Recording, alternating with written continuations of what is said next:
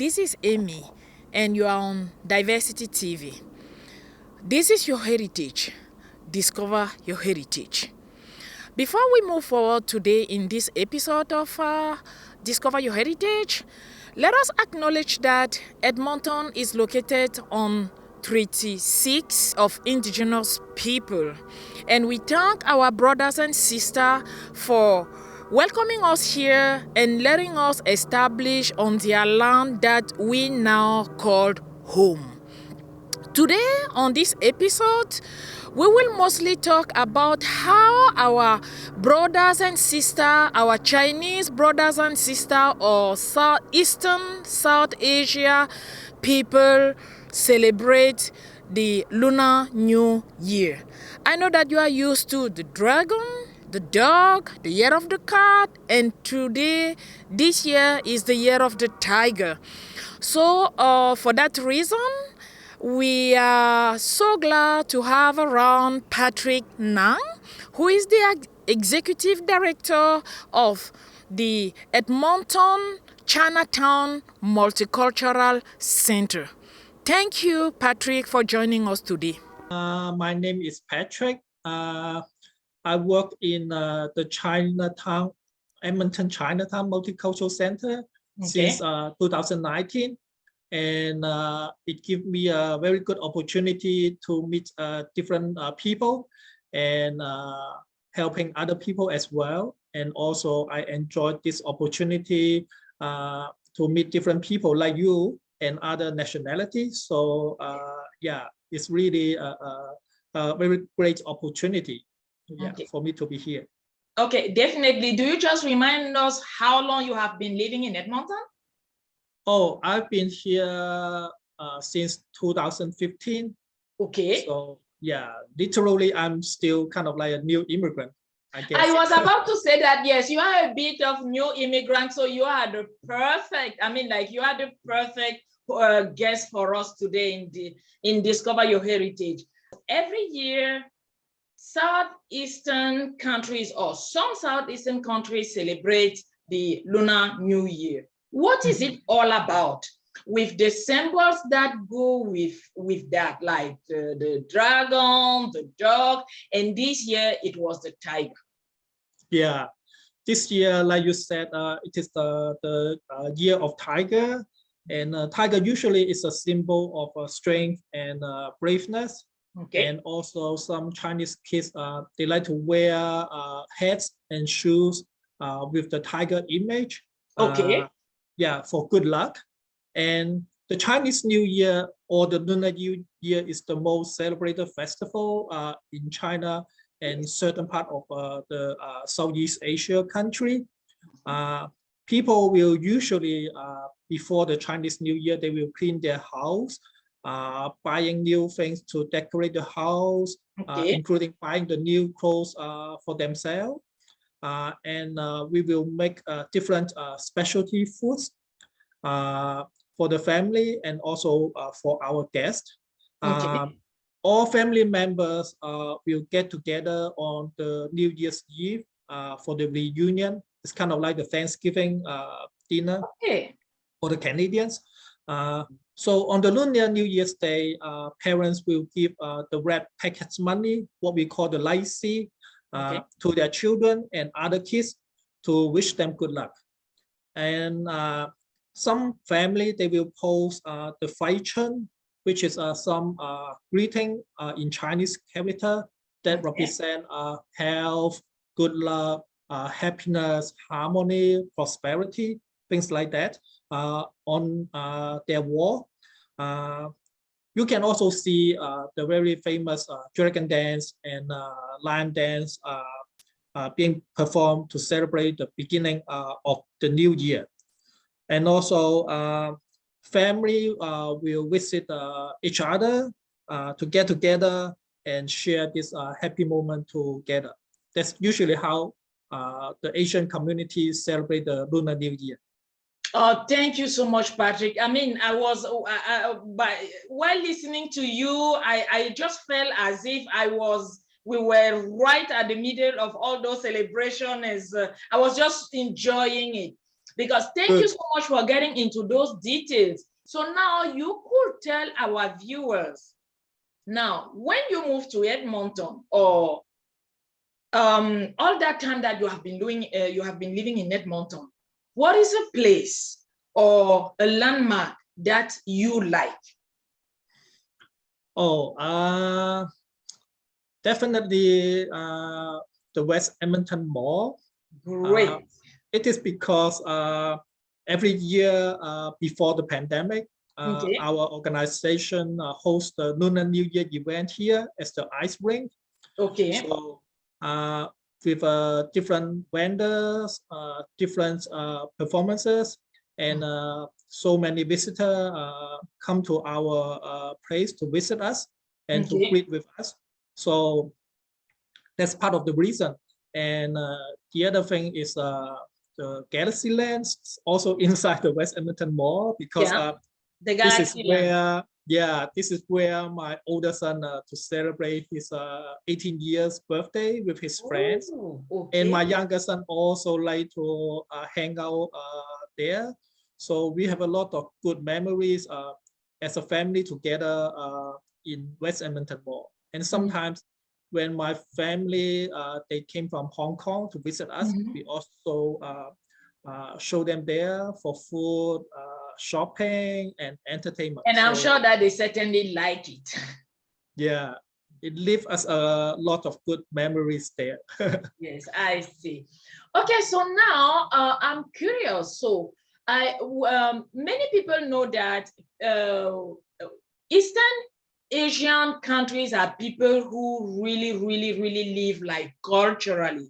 You have very strong cultural background. So how are you able every single day to live having your cultural background, and then this new Edmonton environment where you have to live on daily basis, and how do you combine those two? Okay. First of all, I would like to thank the indigenous people for letting us settle here in their homeland. Yeah, in their homeland. Like the rest of Canada, Edmonton is a city with a diversity of different minority groups living together.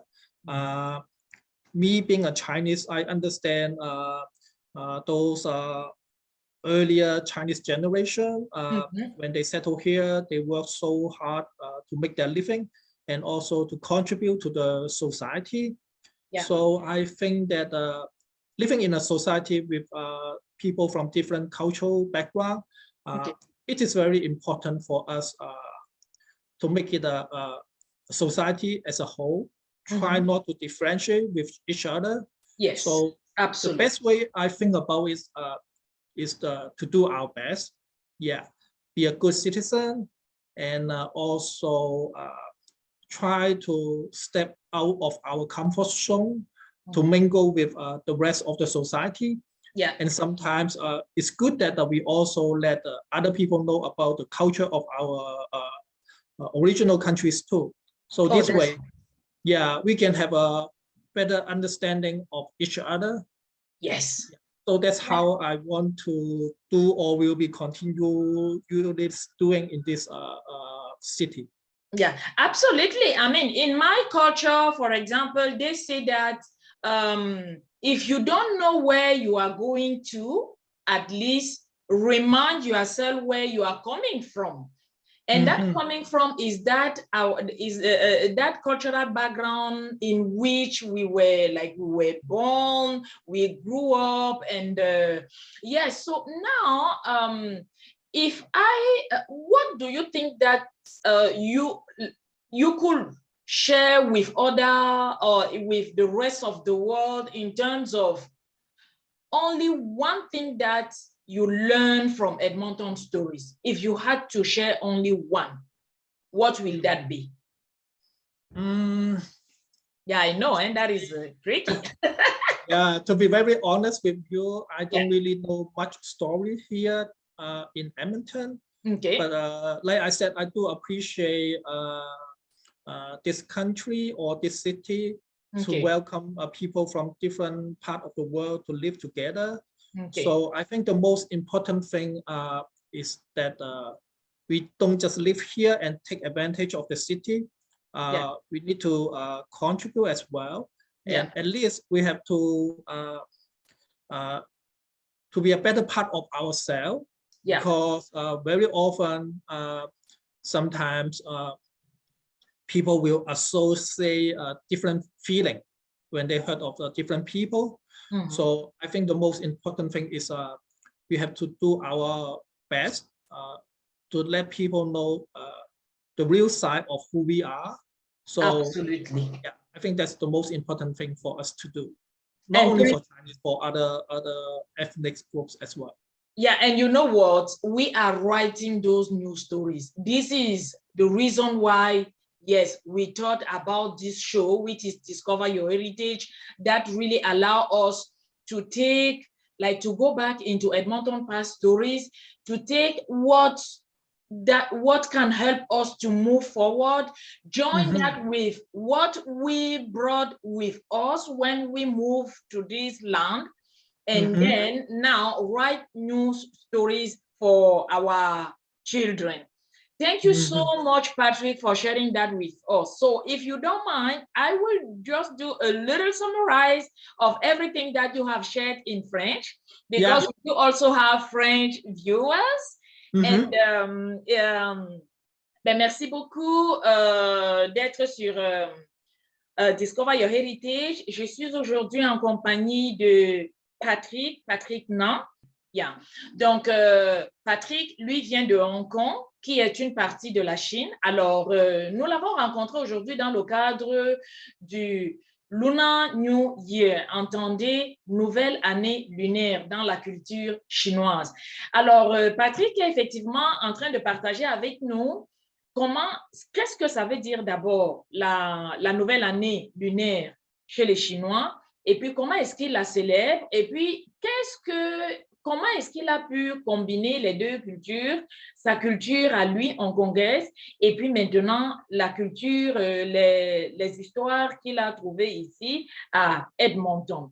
Donc, c'est un peu cela que nous avons échangé avec Patrick aujourd'hui. Et oui, c'est quelqu'un qui pense qu'effectivement, nous devrions continuer à pérenniser, à apporter aux personnes que nous avons trouvées ici, là, dans d'autres communautés culturelles, essayer de nous mettre ensemble, effectivement, pour réécrire de nouvelles histoires, tout en respectant les Premières Nations qui nous ont si bien accueillis ici. Thank you so much. Yes, that was a bit of summarizing in French, as I said, and yes, just to get our French viewers also to share a bit what you share with us.